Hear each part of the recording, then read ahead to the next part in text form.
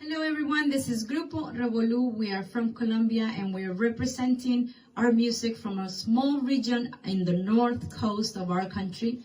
This is our music, this is our instruments. We hope you enjoy today's show.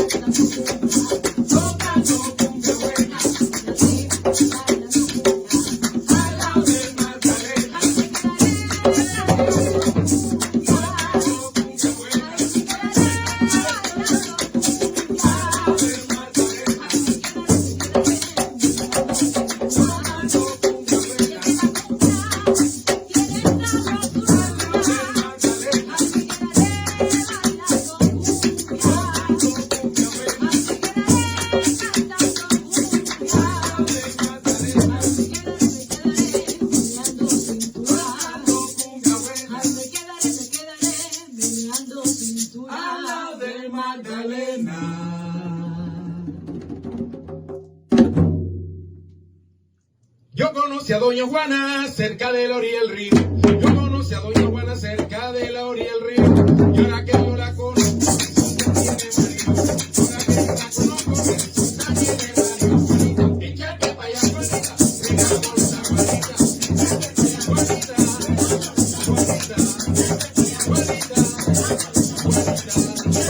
Juanita. Juanita.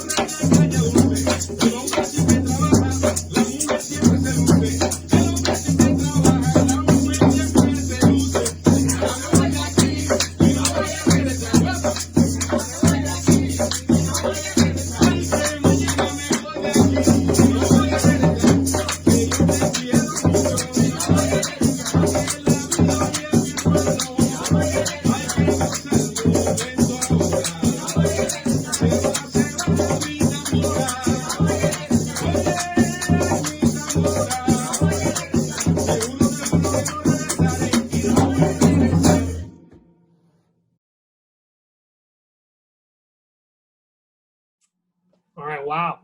That was awesome.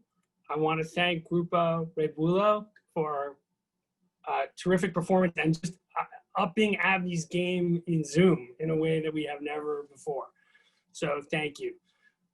Good afternoon, everybody. Thanks for joining us for a special panel to celebrate National Hispanic Heritage Month and the Latinx community. Woven into life in our city, in our state, and really in our entire country is the incredible influence of the Latinx community. We feel it through our cities, our neighborhoods, in our culture, our education, our economy, our labor movement, our laws, and leadership. Our city is proudly the birthplace of many giants from the Latinx community, and I could spend a whole hour name checking some of the greatest New Yorkers, but suffice it to say, their contributions have propelled us forward in almost every aspect of our lives, from politics to social justice, to business, to arts, entertainment, higher education, sports, and really so much more. Today, we're honored to be joined by a panel of Latinx New Yorkers who work tirelessly to make our city a better place to live, work, and visit. I should say, I know people are not exactly visiting New York right now, but that will change. People miss us, and we'll be back, I believe, more than ever once they can do so safely.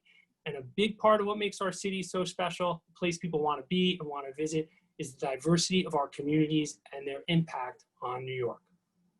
Today, we'll first hear from Tonyo Burgos, an ABNY Foundation board member and the CEO of Tonyo Burgos Associates, who is one of the most influential people in our city, in our state, and in our nation. He spent 2 decades in public service, including as a top aide to the late Governor Mario Cuomo for 15 years, dating back to Mario's time as Secretary of State and in the cabinet of Hugh Carey. To many of us, Tonyo is who we turn to for wisdom and guidance on complicated issues of public policy and politics. We always leave the wiser thanks to his insight and counsel, and we're looking forward to hearing more from him today.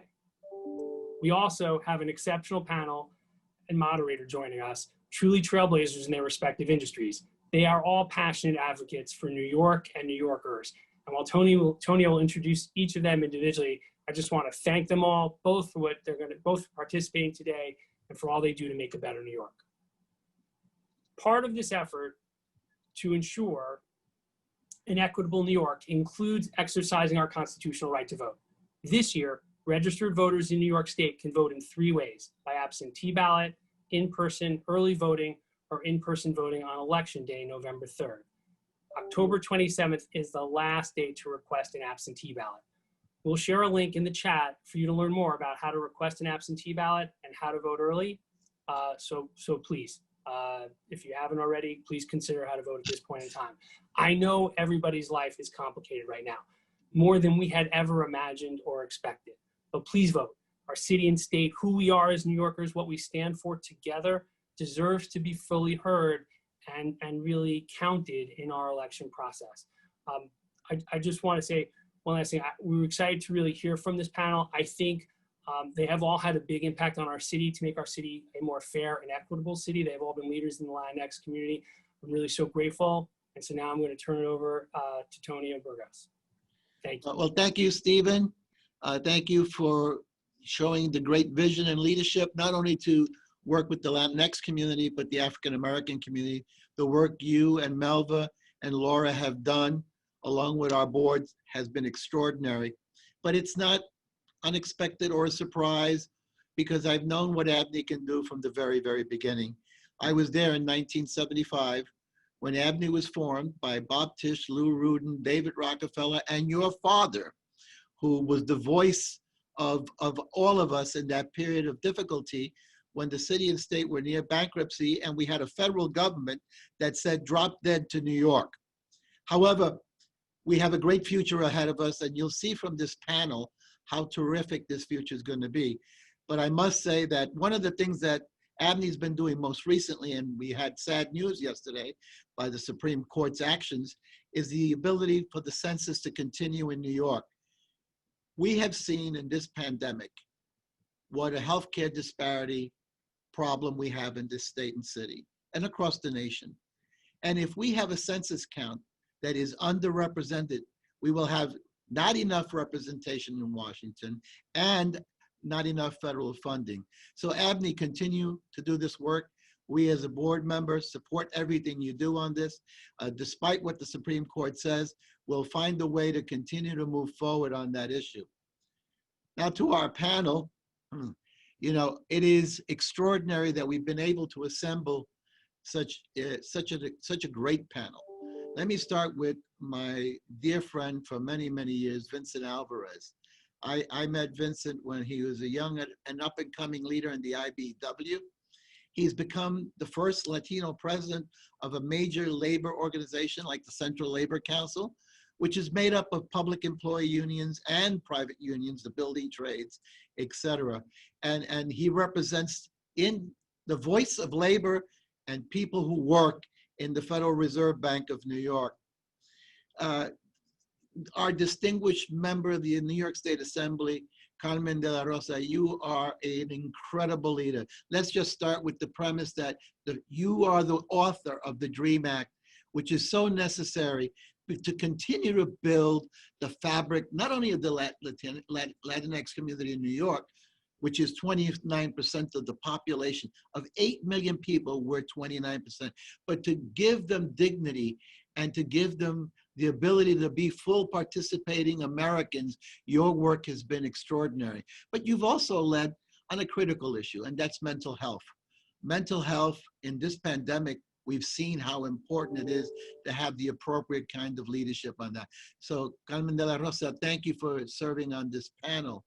Felix Matos, I've known Felo, I don't want to say how long because it's been a long, long time, but I met Felo when he was the director of the Center for Puerto Rican Studies at Hunter College, a very important organization. It really keeps the records and the archives and the history of Puerto Rican leadership that started coming here in the late 20s through the time of the late great migrations of the 40s. And Felo went on to serve in the cabinet of a governor of Puerto Rico and come back still in one piece to be the president of Ostos College, the president of Queens College, and now he is the leader of the entire CUNY system, which is the most important educational vehicle for people of color in this city. And Marlene Cintron. Marlene, I'm not gonna say how long I know you, Marlene. All I'll say is that when Jimmy Carter came to Charlotte Street to rebuild the Bronx, Marlene was standing there with Congressman Robert Garcia to ensure that that happened. And Marlene with Congressman Garcia was the architect of what we used to call then enterprise zones. Now they call them empowerment zones. And she led in that effort. She also served in the cabinet of one of the governors of Puerto Rico, as well as now running the Bronx overall economic development. No one knows better about our economy than Marlene Cintron. And to round out our panel, Richie Torres. What a great story. First of all, think about what he's done in the council, single-handedly leading the effort to save the public housing in this city. The public housing, so instrumental to so many of us. I remember as a youngster working for Congressman and Borough President Herman Badillo, how we fought to build some of that public housing, but Richie has taken it a step further and has led. And hopefully on November 3rd, we will call him Congressman Richie Torres. So this panel, I think you will enjoy. Now the moderator, that's another story. The moderator is one of those great, great stories of New York. Her and her mother, great leaders, civic leaders in the county of Rockland. She then moves on to be a great leader in the Andrew Cuomo administration. You see, I was part of the 52 Cuomo administration, 52nd governor. She was part of the 56 crowd, you know, a little younger. So she did a lot of work in the community, and this administration representing people of color is partly a victory of the things that Amy did to ensure that that happens. And now she's in the private sector. We welcome her. She's going to hopefully bring to New York a great, great gaming company, the Sands Company of Las Vegas. And that's our moderator, who is as tough as nails. So panelists, don't screw up. She knows how to crack the whip. So thank you everyone for joining us. I thank all of you, but more importantly, Stephen, to you and your family and everything you've done for the city and your leadership stepping up. I really, really appreciate it as a New Yorker. And I think everyone understands how important this organization is. So thank you, Stephen. Well, Tonyo, I will take it from here and say good afternoon, everyone. Even though I currently live in Rockland County, I am a Queens girl through and through, born and raised, and I'm really excited to be part of this panel. First, I want to thank my dear friend Tonyo. You know, oftentimes in speeches, we talk about the shoulders of giants upon who we stand, and Tonyo certainly is one of those individuals, whether it was in government or politics. In serving the Latino community, he is one of the giants that we certainly should be celebrating during this Hispanic-Latinx Heritage Month. And I am extremely proud to call Tonyo my friend and my mentor. So thank you, Tonyo, for being here with us, and thank you for the kind words in your introduction. Stephen, Melvina, Laura, and all of you at ABNY, the ABNY team, I want to thank you for giving me the opportunity to moderate this incredibly important discussion this afternoon, and for having the foresight to understand that without the Latino community and without our Latino leaders, we cannot move this city and state forward. And so we're all dedicated here, reinforcing our commitment to ensuring the success of our city and our state as we move out of this pandemic. With that, let us move on to the discussion. Luckily, I'm not going to be in the position of our colleague over at Fox News, Chris Wallace, this afternoon. And we are going to have a very wonderful discussion amongst wonderful panelists. I want to thank all of you for participating this afternoon. And I commend you all for the respect that you have for one another and for the audience that is so eagerly waiting to hear your opinions on the important topics that we will be discussing this afternoon. With that, let us start with the first question, which will go to Chancellor Matos Rodriguez. What do we as New Yorkers who are in a position to effectuate change, that is all of us as business leaders, civic leaders, policymakers, trusted community figures and academics, what do we need to do to help our city recover from the COVID-19 pandemic? Chancellor? Well, thank you, Aimee, for your role, and to Tonyo, my brother, and to the ABNY family, Meldo, Stephen, thank you for the invite, the fellow panelists who are also part of my extended work family. It's great to be here. The City University of New York is the educational engine of our city. So our commitment as we try to rebuild the city in an equitable way to recover from the effects of the pandemic is to be the partner to the business community, to listen to what the business community needs in terms of the immediate and the longer term skills and soft and hard that they might need for their companies and what they need to translate into programs in our campuses so we can create that pipeline to create more partnerships and internships and opportunities so that linkage is more complete, to work with our elected officials in designing workforce development programs and other programs that feed New Yorkers to those positions. So that is, we've been working on that before, but really intentionally as a result of the crisis. It is our highest priority to do it for the city, for the students that we serve who are in the pipeline, and to serve all those opportunities and have all the talent in the world. So this is a key moment for New York, and this is why the City University of New York was created, to be able to be that key indispensable educational partner as we move forward. And we also will continue to take care of the communities where our campus are, to be an anchor there, to be supportive in social needs that they might have. But again, that is our priority moving forward. And how do we talk more concretely about some of those things as the panel progresses? Just to let to know people that the one good thing about the virtual world is that I have to jump and go to Ostos Community College to give an award to some students, but I'll be back in the panel in a little bit. So if you don't see me, I'm coming back. Okay, well, thank you for joining us this afternoon. We really appreciate it. If we can move on to Councilman Torres with the same question, what do you think that we as Latinos who are in position of change need to do to help our city move forward? Well, first of all, thank you for having me. State the obvious, we have to vote because, the lesson learned from 2016 is a few votes at the margins can have profound consequences for the future of our country. And for the first time in recent history, we cannot take for granted the peaceful transfer of power.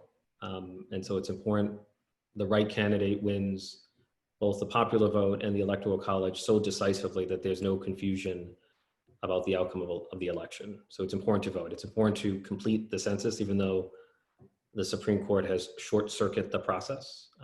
The failure of one New Yorker to participate in the census means the loss of $3,700 every year, which over the course of 10 years is $37,000. So if 100,000 New Yorkers are deprived of the opportunity to fill out the census, that's $370 million a year. That's $3.7 billion over a 10-year period. That's real money. That's fewer resources for our public hospitals and our public schools, for our public transit and our public housing, for our parks and our libraries. That means less representation in the Electoral College and the House of Representatives for 10 years. So it is, apart from the United States Constitution, the census is the single most important document in American democracy. And I think it matters who's the next president of the United States. You know, being here in ABNY, and your question reminds me that 45 years ago, in October of 1975, President Gerald Ford famously delivered his statement before the National Press Club that he would veto any federal bailout of New York City. And that led to the infamous headline, Ford to City, drop dead. And there's a sense in which we're living through a repeat of history, right? Trump to New York City, drop dead. And not only is he neglecting the city, but the president has designated New York City as an anarchist jurisdiction. So I would argue that the future of New York City depends on who's in the federal government. And I'm going to be partisan for a moment. If Joe Biden wins the presidency and the Democratic Party wins the Senate and retains the House, you know, we could have the makings of an FDR moment. We could see a multi-trillion-dollar investment in the infrastructure of our country, which would have profound benefits for New York City. So I think we all have a vested interest in creating an FDR moment that benefits New York City. But the federal government is a necessary but insufficient condition for saving our city. We need to improve the quality of government here in New York City. Right? We need a mayor and a city council that has a working relationship with the governor and the state legislature, with the business community, with labor. You know, New York City emerged from the financial crisis in the 1970s on the strength of partnership. We have a wealth of talent in our city, but I often feel the whole is less than the sum of the parts because of the leadership crisis in New York City. So we need to improve the quality of the leadership that we have locally. And just very quickly, I think we need to rethink our approach to growth. We need, for me, the question is not whether we should grow as a city, but how we should grow. We should grow equitably and sustainably. And I do feel the decision, to sabotage Amazon and now sabotage Industry City, those were tragically lost opportunities for the city. I don't think it's wise for us to take a reactionary, rejectionist approach to the city. Industry City, if it had gone forward, would have created 20,000 jobs. In the notion of killing 20,000 jobs in the midst of depression level unemployment, strikes me as irresponsible, and we need pragmatic leaders who are going to carve a more responsible way forward for the city. Thank you, Councilman. Moving on to our Assemblywoman. Same question. Thank you for the opportunity to join. I want to echo some of the same remarks of my colleagues. We have to engage. We have to force our communities to pay attention. But I also want to say something on a little bit of a positive note. Our city and our communities are resilient. We have overcome in the past, whether it's 9/11, whether it's the Great Depression, whether it's the recession, our city has overcome in the past. And I think that one of the messages that I often speak when I visit small businesses in our communities who have the fear of shuttering their doors forever is that we have to understand the history of the Latino community, the history of a community that has come together in the midst of crisis in the past in order to lead. I think our city has the ability, and the residents of our city, led by Latino leaders, has the resiliency in order to continue to rebuild. But I also agree with Councilman Torres on the fact that we have to prioritize the revitalization of our communities. As we look at what's happening to small businesses on the ground, we have to ensure that they have the support systems that they need in order to qualify for loans, in order to qualify for grants, in order to get the financial assistance that they need. As we look at the revitalization of our communities, workers should be at the forefront of our minds. What can we do to improve the quality of life of the workers who move our local economies? So these are all areas that we are looking at a daily basis. I think that when we look at the issue of food insecurity, the Latino community has been deeply impacted by the inability to give access to food right now to the most vulnerable across our city. I think we need to be creative on the ways that we create partnerships, not only with farmers upstate, but with institutions that are working and living in our city to ensure that no New Yorker goes hungry, especially not New Yorkers in our communities that already have been disadvantaged by the historical underfunding. I think that this is an opportunity for us to reimagine budgeting through a lens of equity, and for us to ensure that the strongest members of our communities their voices matter just as much as the members of our communities that are not often at the decision-making table.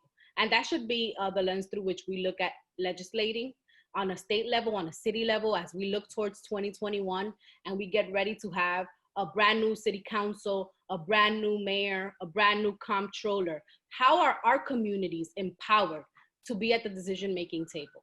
And those are all issues that I think our community has a lot of ideas around. Like I've said, resiliency is built into our bloodlines. And so I know that working together, we're gonna be able to reimagine the future of our city stronger than it was before. Thank you for that, Assemblywoman. To your point about workers, Vinny, how does labor fit into this paradigm?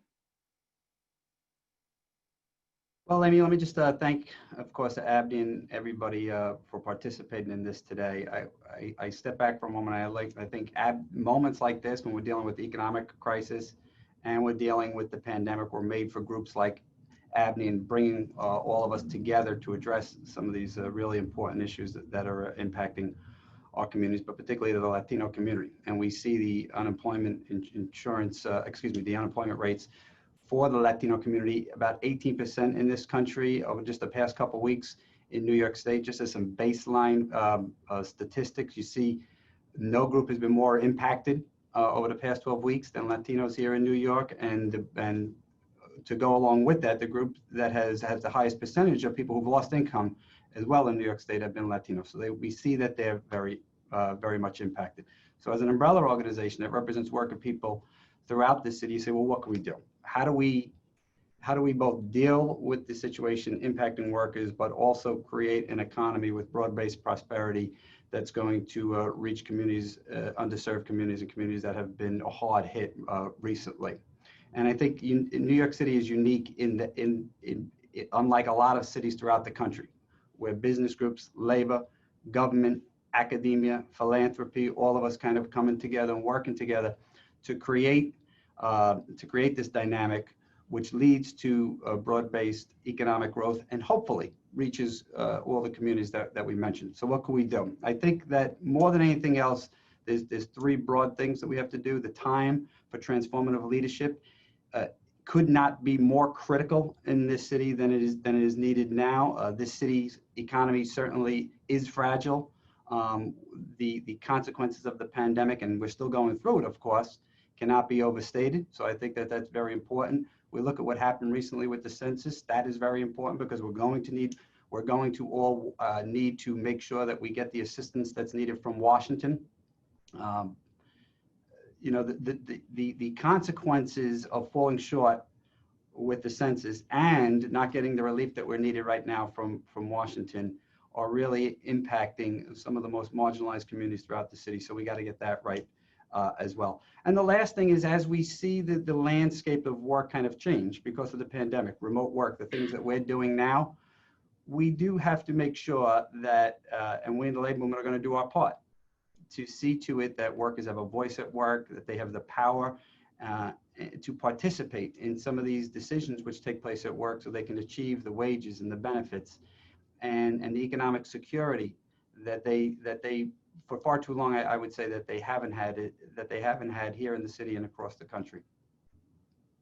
Great, thank you, Vinny. And Marlene, same question. How do you think that we as Latino leaders within the city can effectuate change past the pandemic?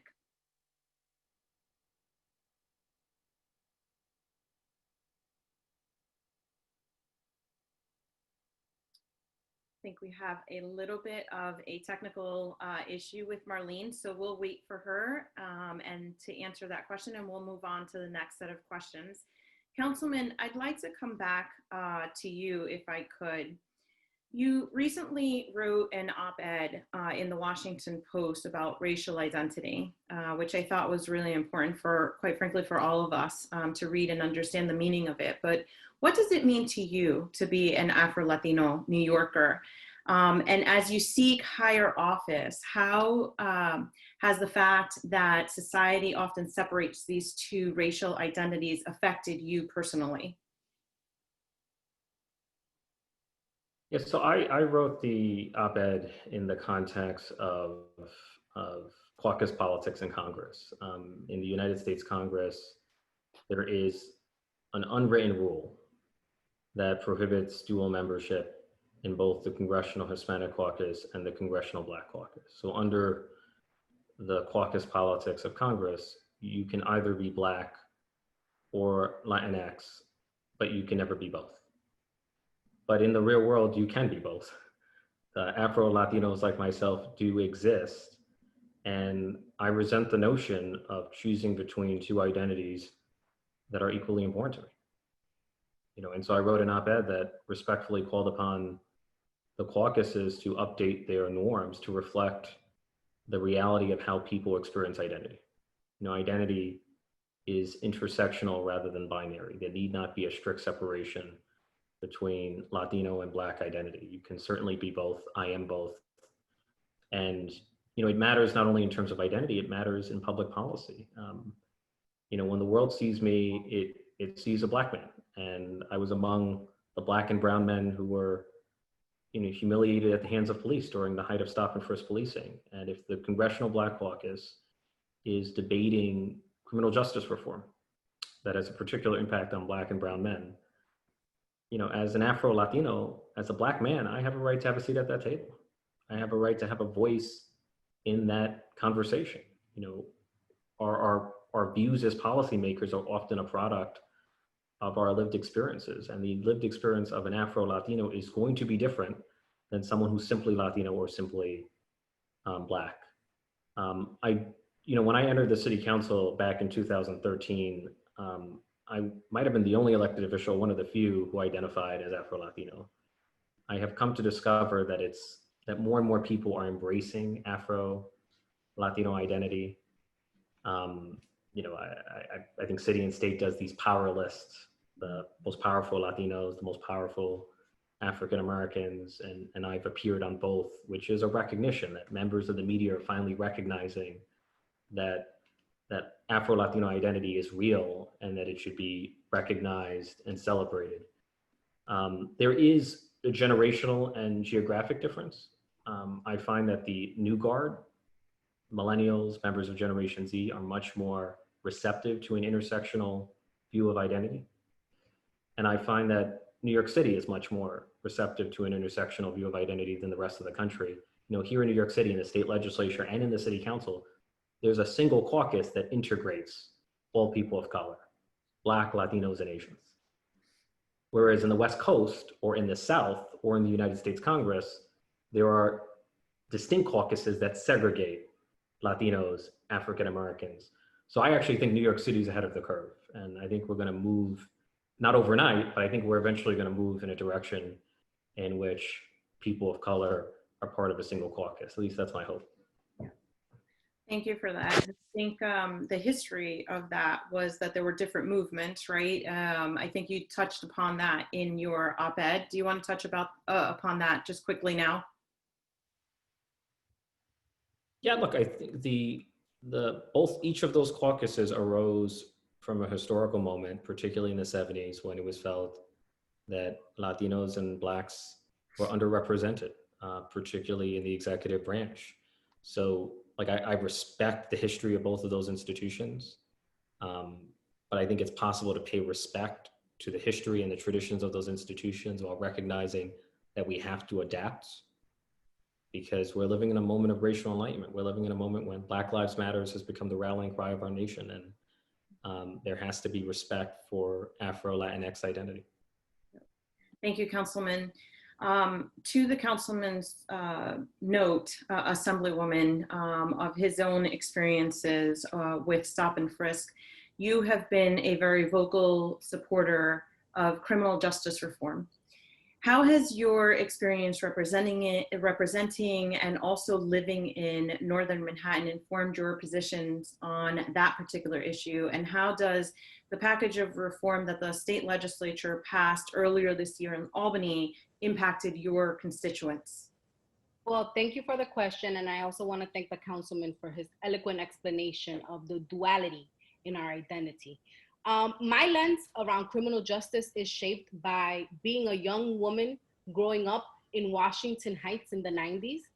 At the height of what we saw were the symptoms of the Rockefeller drug laws and the war on drugs, where Dominicans were picked up throughout my community. They were stopped, they were frisked, they were picked up. Riots ensued based upon the killing of a young Dominican on 181st Street in St. Nicholas. And so my upbringing was shaped through that lens of being a young woman growing up in a community where my mom would say, you wanna go outside, look out the window because it's not safe for you to go outside. And instead of feeling the ability to feel safe in my community, I felt fear for the unknown of what was going on outside my window, but also fear for not knowing who was there to protect me. I was summoned in front of my building for simply standing there by an NYPD officer. My brother was stopped and frisked. A whole generation of my peers, Black and brown men, were sentenced to long prison sentences during that time. And that is the lens through which I view criminal justice reform. Last year, we had the opportunity as a legislature to revisit some of the arcane laws that existed on the books. And one of the things that I'm very proud of is that we looked at cash bail and we looked at the inequity, both racial inequities and economic inequities that existed in that system, where wealth was the determining factor between freedom and incarceration. For me, it was an undoing of an evil that wreaked havoc on generation of fathers, mothers, children who were separated from their fathers during that time of me growing up in the 90s in New York City. We looked to bring justice into the equation by reforming discovery laws so that people wouldn't be sentenced without having a full view of the evidence before them. Speedy trials. There's a constitution in New York State and in New York City that says that people have a right, a guaranteed right to trial and in order to prove their innocence before they are detained. That wasn't happening in our city, in a city that believes in fairness. And so we revisited this legislation and we made changes that I think will bring a sense of justice to the men and women from my communities and from communities across our cities that have been incarcerated. Last year, as a member of the Corrections Committee, I had the honor of visiting Green Haven Correctional Facility in New York State. And when you walk in, you see the faces of Black and brown men who have been targeted and picked up from our communities without a sense of how we are going to ensure that that mill of incarceration doesn't continue to take away from our community the people who live there, the sons and daughters of the people that have built this city. And when you look at the faces and you hear the stories of these men, they are men with family members who came, many of them immigrants who came to this country looking for opportunity, who were caught up in a system that targeted our communities. And so when I walk down the street and I talk to my constituents, I have to admit that this is one of the most controversial topics because people feel strongly about the need to have a safe community. But a safe community does not come in exchange for the mass incarceration of our community. When I have mothers who walk into my office and tell me that their sons are doing 25 years, 20 years in state prisons, they have no hope of bringing back that child into our community, that grown man back into our community. And so it's a balancing act of how do we keep our community safe, but safe for all of us, including the young men and women like me who grew up in our communities and deserve to feel safe. It's not an easy conversation, but it's a necessary conversation, especially as we look at towards the future of our city. Thank you, Assemblywoman. I'd like to try now to go back to Marlene to give her the opportunity to answer the first question, have her give us some insight. Marlene, again, we are Latinos in a position to effectuate change. What do you think that we should be doing to ensure that the city and the state moves forward past the pandemic this year? First of all, can you hear me now? Yes. Oh, good. I'm going to probably give a pragmatic response. First thing that needs to happen is that our people need to get back to work. And Vinny hit on that very hard. And fact of the matter is that people who work are the economic engine of the city of New York. If we don't have jobs, we're not paying taxes. If we don't have taxes, we don't have the finances and the wherewithal to provide additional services and continue to rebuild the city of New York. So certainly we've got to get back to work and get back to work safely. In 2010, when I got here to the Bronx, Overall Economic Development Corporation, our unemployment rate was 14.2%. In the South Bronx, it was like 20.4. It was down to 14.2% because Co-op City, which is a 50,000 unit housing complex, was full of retired seniors. So, you know, that's why the 14.2. But if you think about the 20%, that was a bigger indication of where our community is. The borough of the Bronx is known for the fact that the majority of the residents are predominantly women and women heads of households. So this was a very big deal that our unemployment rate was higher than the 4% that the city of New York was. And so we hit on it. We hit on it hard. And our unemployment rate was down to 4.7 this past February. And now it's back up to 25%. So our people need to go back to work. In those 10 years, we created another 35,000 affordable housing units in the borough of the Bronx. And as a result, the people who moved in, the additional people that came into the 1.45 million that the old census says, are part of the working poor. We are predominantly workers in the service industry. We work in those restaurants that were shuttered. We work in those hotels that were shuttered. We work in the Hunts Point food market where 8,500 predominantly Bronxites also were either laid off or furloughed. So certainly we need to reopen the city of New York. Even halfway opening it up would be helpful. Our kids need to get back to school, and our infrastructure needs to be rebuilt so that our digital divide is eliminated and change between the haves and the have-nots. I can't begin to stress to you how many of our kids are homeschooling, you know, with their mothers' broken phones. They don't have access to the internet. They definitely don't have their own laptops. So certainly it's not a question of getting back to work, but our education system really and truly needs to meet the needs of our kids, because if we do that, we will be preparing our kids to move forward. The city of New York has the highest gross GDP in the nation. We're the money makers, we're the job makers, we're the ones who moved the machinery, and when we got closed down, we got closed down hard. And so 75% of the food that's grown in California is consumed in the city of New York. So unless we begin to move this economic engine, we are not just adversely impacting the city of New York and the state of New York, but we are breaking the chains between California all the way to the East Coast. Small businesses need access to real capital, especially Latino businesses. It's a proven fact. People have been talking about it recently, that while African-American businesses are having a hard time, we, the Latino businesses, are having even a harder time. And prestamistas are not our friends. We have to ensure that the banks really and truly consider our small businesses as business to invest in, because as a lender, BOEDC does that. The minority businesses that we give money to default at a smaller rate than anybody else. So if we owe money, we pay it.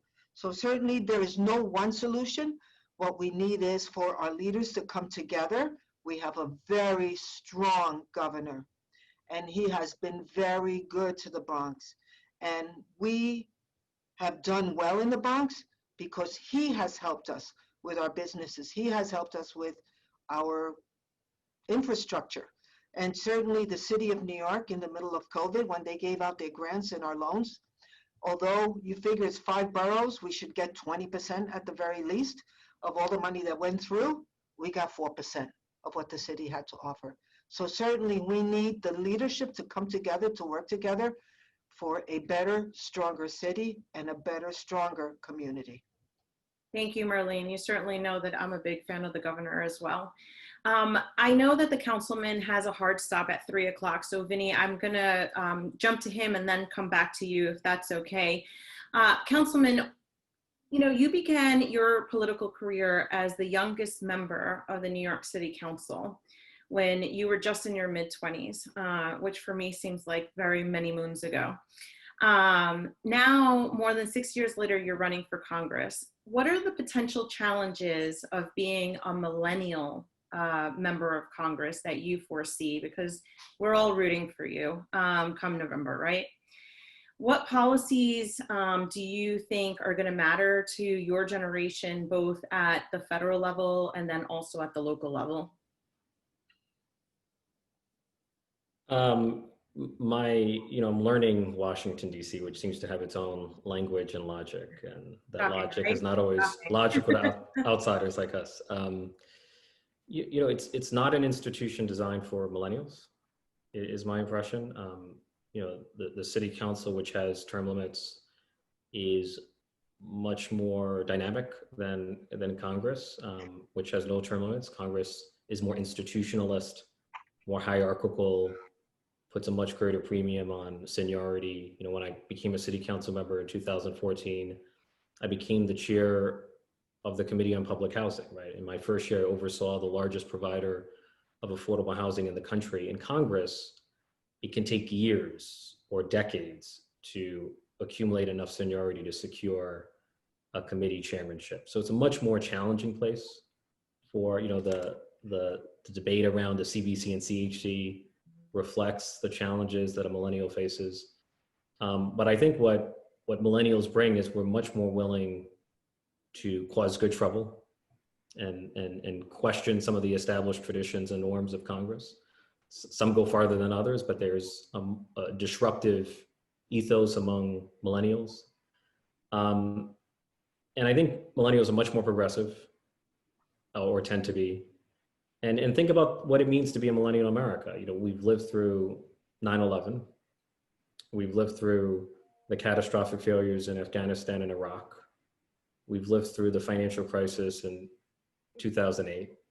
We've lived through traumatic events like the killing of George Floyd and Eric Garner, the failure in Katrina, the failure of pandemic preparedness and public health during COVID-19. I think millennials have experienced government failure and institutional failure. And what I sense from people from my generation is a deeply rooted commitment to making government work more effectively for the next generation than it did for ours. So that's my take. We're particularly concerned about the affordability crisis, right? If you're a millennial, you're coping with the crushing cost of housing and higher education and healthcare, which is bankrupting American families and American businesses. There's a crisis of confidence in the American dream. Raj Chetty, who is a researcher from Columbia University, he makes the following observation that in America, you have twice the likelihood of achieving the American dream in Canada than you do in America. That we have much lower rates of social mobility in the United States compared to elsewhere in the industrialized world. In 1970, among those who were 30 years old, you had a more than 90% chance of earning more than your parents did. Today, that number has fallen to 50%, and that's pre-COVID.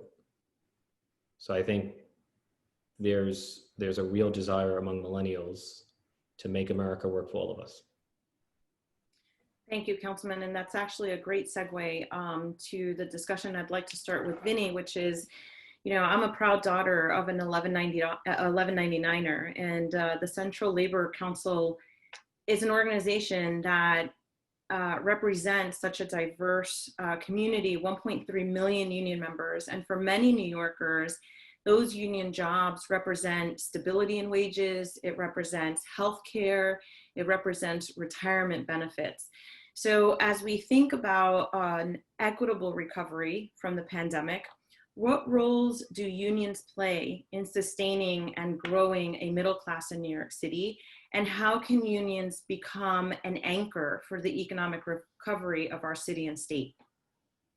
Well, I'll address that, but I'll continue where you started, because I think as we address these three crises of the ongoing crisis of the pandemic, and the public health crisis and the economic crisis, as well as the ongoing struggle for racial justice in this country, as we see as three independent crises but interconnected crises that we're also dealing with, we have to provide hope. And I think upward mobility and what the council member spoke about, the lack of hope for some in the younger generations, I think is something that those of us like myself and like you, Amy, were able to see because of the benefits of, in my case, you know, my grandfather, my father, both immigrants came here, and they were members of Unite Here, Local 6, my grandfather, till the day he retired. And that helped provide both hope and opportunity and the support that they needed to then eventually put as first generation siblings of mine and myself, all five of us through college and been able to be on sound financial and economic, have a degree of economic security that I don't think is true of a lot of immigrants and certainly Latinos today, that given what's happened with our economy and the economic insecurity and the disparities which exist. So how do we do this in this moment that we're dealing with these in the labor movement? What role do we have? And I think that there's a lot of roles that we have to play, and some of them are more immediate and some of them are longer term.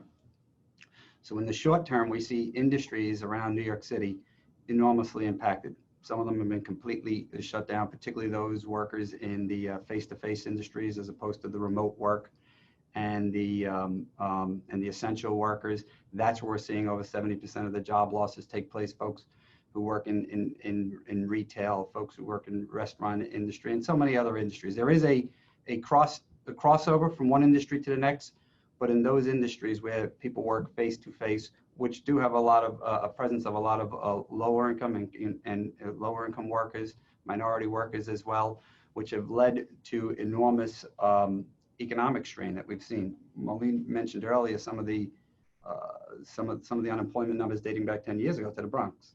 I mean, today, if we look around the city, we have a 16% unemployment rate. But when you actually factor in all of the self-employed as well, Amy, we get right up to, we double it. We're up to like 32%. So you have almost 1/3 of workers in the city of New York who are unemployed right now.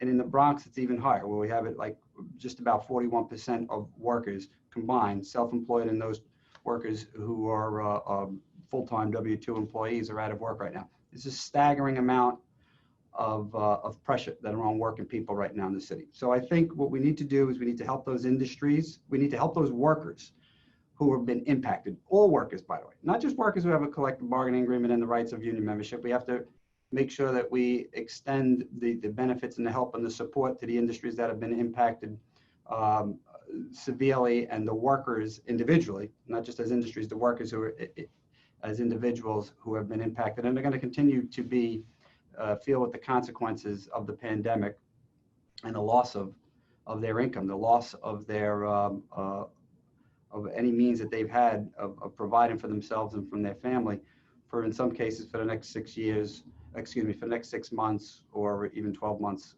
in some industries like entertainment sector and hospitality who've been so sorely impacted. And then the second part of that is we have to work again with our partners that we have here today at the table, but with city and state government to make sure that we're doing everything that we can, recognizing that this is not just any crisis that we're in right now, and that it's going to be all hands on deck from all the different segments and sectors of our economy to bring people together and to grow our economy in a way that is going to be able to provide the opportunity and for folks who've been left behind previously, but also people who have been who have suffered dramatically in this crisis that we're in right now.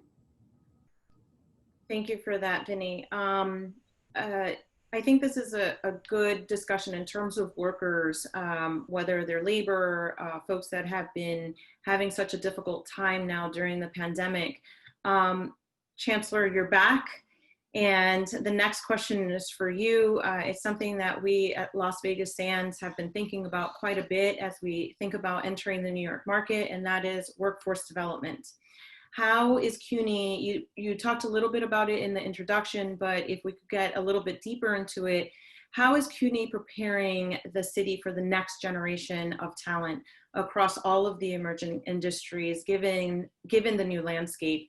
Are there any workforce development programs or initiatives that any ABNY members may be able to access, or any of the community members that are joining us this afternoon that they may be able to participate in? Well, thank you for the question. The answer is yes, and we're doing two things, and sort of following on Vincent's comment, all hands on deck. We are both listening, because we need to listen to industry, to labor, to the small business community, to government about what the needs are, and then readapting and retooling to be able to be up with the times. Now, a couple of examples of that come to mind. One is the governor just signed an assignment of $18 million in workforce grants. I think we got about $8 million of that money to reskill workers in areas of high demands in 4 of our community colleges, right? So we're gonna take that opportunity, and in a community college, right, you can get an associate's degree or an applied associate's, which tend to be the degrees that are less destined for a transfer to a 4-year school. And we need to revamp those applied associate's degree. So there's paths that just take 2 years for good paying jobs for New Yorkers. So we're taking the chance to take a look at the inventory programs that we have, getting rid of the ones that maybe are a little bit outdated and there's no need for, talking to industry to see what they need now and then what that might be needing in the future, and with them thinking about the curriculum design and then creating the opportunities so that the students can do internships and other things, so they have a pipeline into the industry. So, and I have an opportunity that we have of our 7 community colleges, we have 5 new presidents. So I've told them that there's no bigger task than this one for them as they think about their own work and legacy in each of those colleges. We're very fortunate that we are starting with the leadership of Jamie Dimon and others, the CEO Jobs Council in New York for good paying jobs. And we're the main educational partner for that. We're already creating micro-credentials in 4 areas based on direct conversations with the industry members there. So I'm just giving examples, and ABNY has such a phenomenal membership and so diverse. And I know that, Melba and I have spoken about making sure that we listen to what you guys need in the field, and then we translate that into academic programs, partnerships. Some might be temporary, some might be long-lasting, right? But this is what CUNY is committed to doing.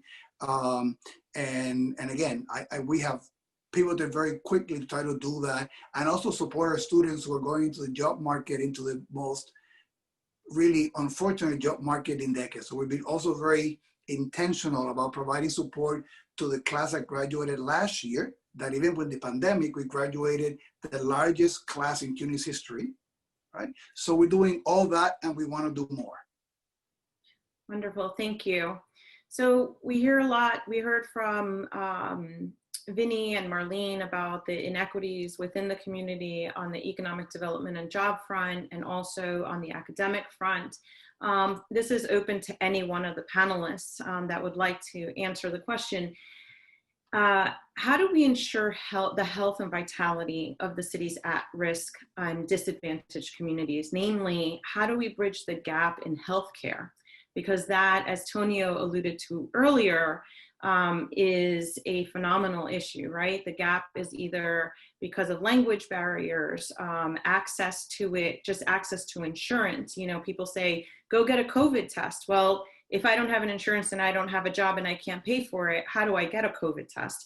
So how do we bridge that gap in healthcare for New York City's working families? And I open it to any one of you that'd like to go first. I'd like to chime in there. Yes, I think ma'am. that you hit the nail on the head when you said language barrier and access. I think access is fundamental. When we look at the care we have in New York, we need to make sure that healthcare is not only linguistically, but also culturally competent. One of the things that I've been saying for a few years is that if you look at our systems of healthcare, local systems, local partners, community doctors, we have a wealth and a treasure that I think we have not tapped into yet. For example, I'll give you an example in my community. We have a network of Dominican doctors that during COVID really stood up to the challenge and made sure that testing was happening in our community. They made sure that their clients who were the most vulnerable, their patients, were seen first, were tested first, and they delivered customized care.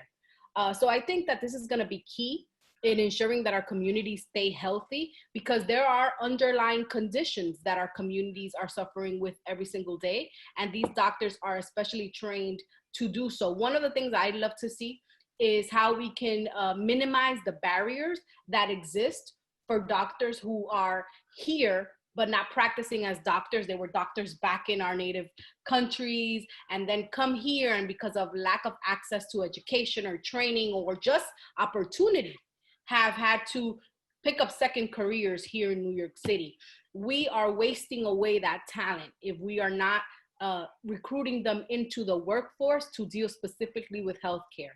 And of course, I would not be true to my passion if I didn't mention mental health care. We have to make sure that as we talk about health, that mental health care is a priority, because the stigmas around mental health still exist and are alive and well in the Latino community. And this is now coming to a boil with COVID-19. This morning, I was on a call with a principal in my school, and she brought something to my attention that I hadn't really even thought about. The high schoolers, they are reluctant to go on to remote learning because at that age, they care about what they look like.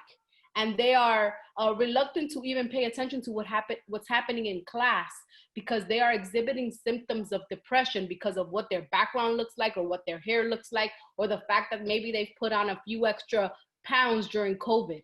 These are traumas that have been inflicted on our community, and they are systemic and they are historic. So we have to find ways to also bring access to address those issues. Absolutely. Do we have time for just one more, if any one of the other panelists want to give their input? Yes, Marlene.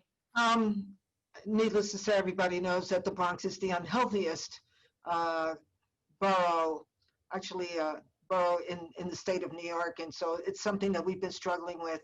And we need more nurses, more doctors who are trained, bilingual, especially trained in the city of New York.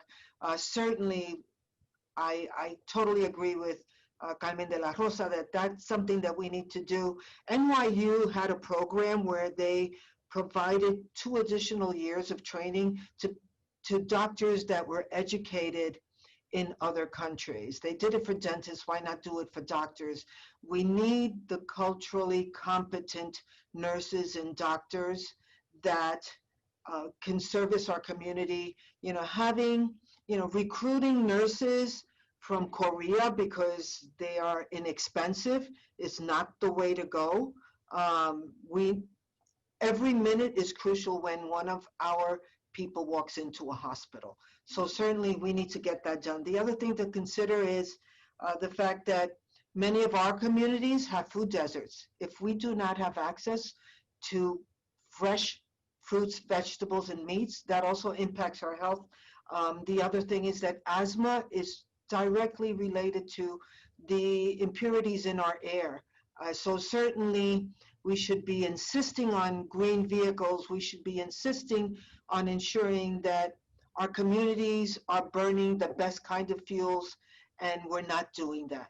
So it is, again, a holistic approach to our health that is needed, especially within the confines of our community that is impacted the largest by bad practices in our community.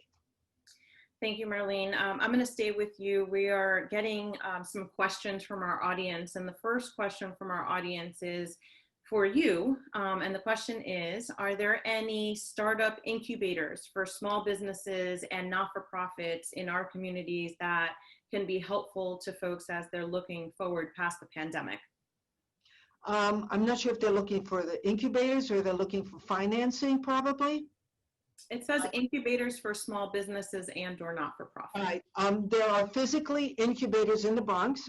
We have, Sobro has a building on 3rd Avenue. Wedco has incubator kitchens. And so certainly if they reach out to me, and we hope that, and it's mcintron@boedc.org.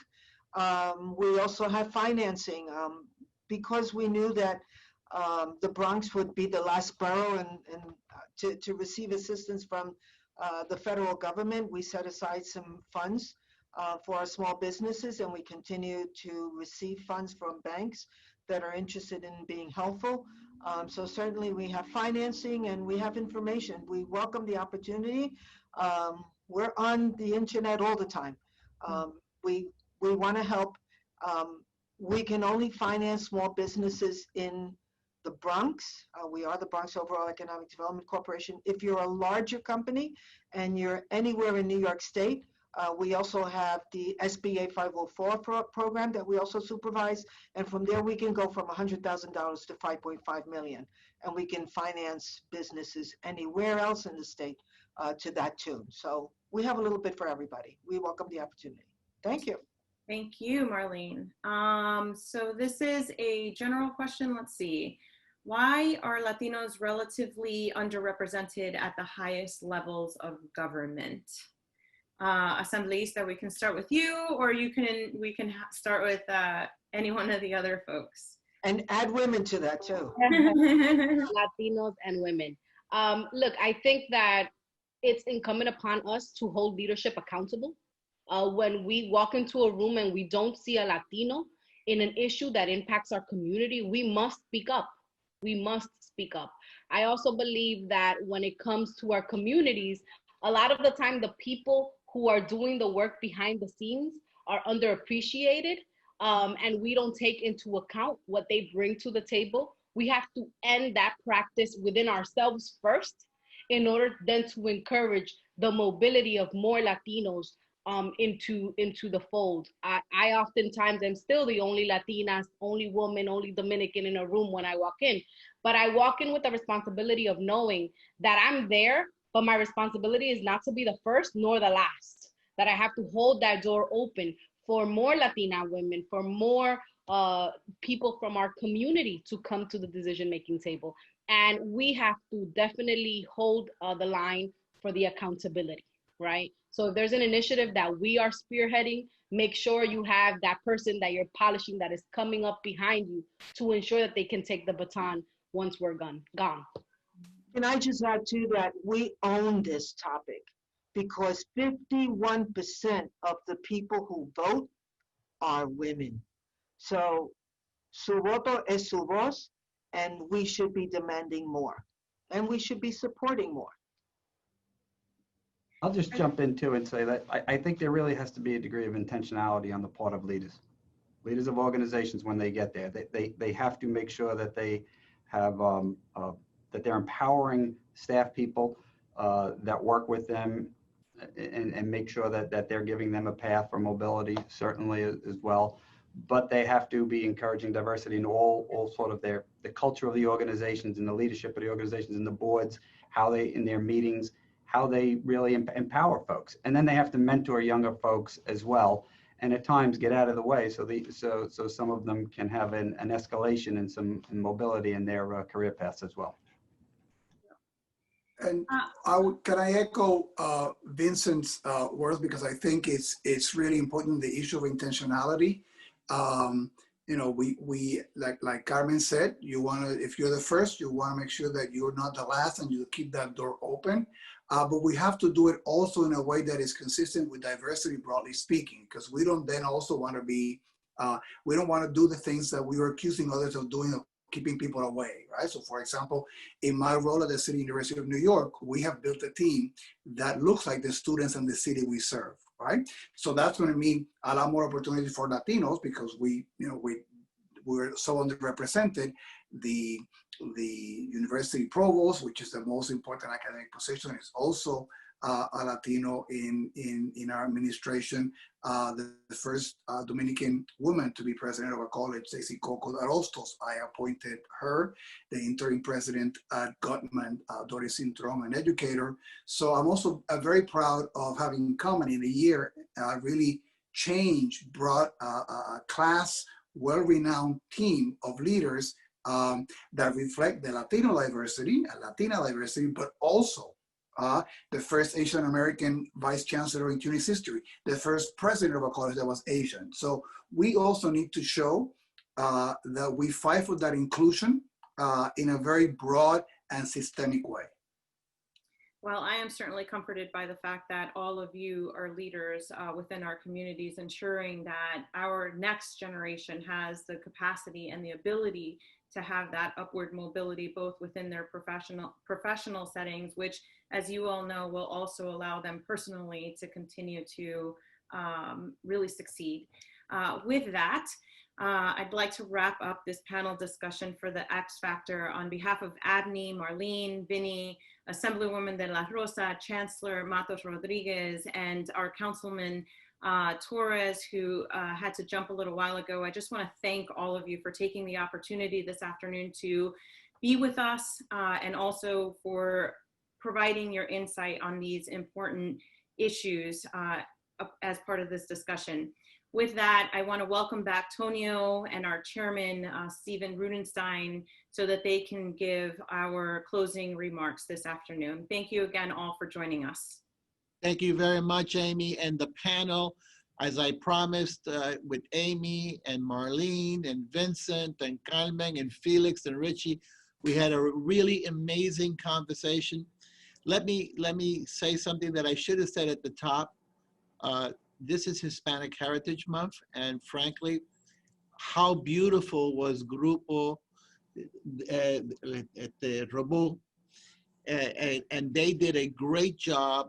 They are a Colombian descent, Rebulu, and if you look at what the music they were doing, you could walk down the street in Old Havana and hear that music. You can be in a cafe in Cali and hear that music. You could be in El Malacón in Santo Domingo and hear that music, or you could be in El Rio Loíza de Puerto Rico and hear that music. And it's so cross-sectional, and that's what brings us all together. Our culture, our interests in our music, but more importantly, we're all New Yorkers. And the work that Stephen has done with Melva and with Laura to put this together, I'm very grateful to the three of you and to the ABNY board and our partners, the young ABNY professionals. And Amy, the last for best, boy, you knocked it out of the ballpark. Thank you for a great job moderating this panel of superstars. Stephen, to you. So one last thing, Tonyo, thank you for encouraging us to do this and to giving this idea to our panelists. You guys have all been great partners to ABNY for so long. Thank you for all you do. I just want to quote one thing. Assembly Member De La Rosa said she's conscious of leaving the door open for people when she's in a room. It's funny, something my 88-year-old dad said to me the other day, who's gay old. He said, hey, you know, people open the door for your grandfather when he was an immigrant, and people open the door for me. It's your job to open the door also. And that person who opened the door may not be exactly like you. And that's really important. That's part of being New Yorkers. And I think that is really something ABNY wants to do. I encourage everyone to do it in big and small ways. And if you have ways that you feel we can do it, please come to us. We want to be helpful. This is like the lifeblood of the long-term vibrancy of our community. And it is the health and success of our diverse communities that keep us strong. So I just want to say thank you to everybody. I wish you all the best. And we look forward to seeing you tomorrow with Senator Schumer for, I'm going to say, an update on, I'm probably be a little political, inappropriate if I call it Crazy Town, but I'm just going to say what is going on in Washington, D.C. So thank you, everybody. Bravo. Thank you again to you and Melva. Thank you. Thanks, guys. Bye-bye.